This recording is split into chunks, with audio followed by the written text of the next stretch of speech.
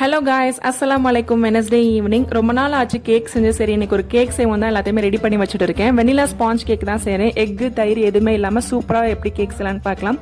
ஒரு பவுலில் ஒரு கப் அளவுக்கு காய்ச்சி ஆற வச்ச பால் ஆட் பண்ணிவிட்டு 1 டீஸ்பூன் வினிகர் இல்லைனா லெமன் ஜூஸ் ஆட் பண்ணி நல்லா இதை மிக்ஸ் பண்ணிக்கிறேன். கப் அளவுக்கு சுகர் சேர்த்துட்டு நல்லா இது டிசால்வ் ஆகிற வரை மிக்ஸ் பண்ணி எடுத்துக்கிறேன். நான் சொல்கிற மெஷர்மெண்ட்டில் செஞ்சிங்கன்னா கேக் ரொம்பவே சூப்பராக வரும். எனக்கு நல்லா வந்தனால உங்கள்கிட்ட ஷேர் பண்ணுறேன்.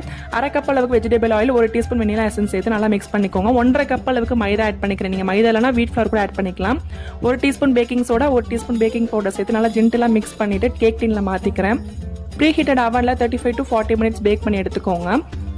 பேக் ஆகிட்டு இருக்க டைமில் நானும் இஞ்சி தட்டி போட்டு சூடாக டீ குடிச்சிட்டு வந்துட்டேன். சாக்லேட் கனாஷ்க்கு 1/4 கப் அளவு ஃப்ரெஷ் க்ரீம் லைட்டாக ஹீட் பண்ணி எடுத்துக்கிறேன். உங்கள்கிட்ட எந்த சாக்லேட் இருக்கோ ஆட் பண்ணிக்கலாம். நான் எனக்கு டைரி மில்க் தான் எடுத்துக்கிறேன். அதை சேர்த்துட்டு ஃப்ரெஷ் க்ரீம் ஆட் பண்ணி நல்லா மிக்ஸ் பண்ணி எடுத்தால் சாக்லேட் கனாஷ் ரெடி ஆகிடும். கேக் கம்ப்ளீட்டாக கூல் டவுன் ஆனதுக்கப்புறமா டின்னை விட்டு எடுத்து ஒரு பிளேட்டில் மாற்றினேன். சாக்லேட் கனாஷை மேலே அப்ளை பண்ணி கட் பண்ணி சாப்பிட்டா சூப்பராக கேக் ரெடி ஆகிடும். மறக்காமல் ட்ரை பண்ணி பாருங்கள்.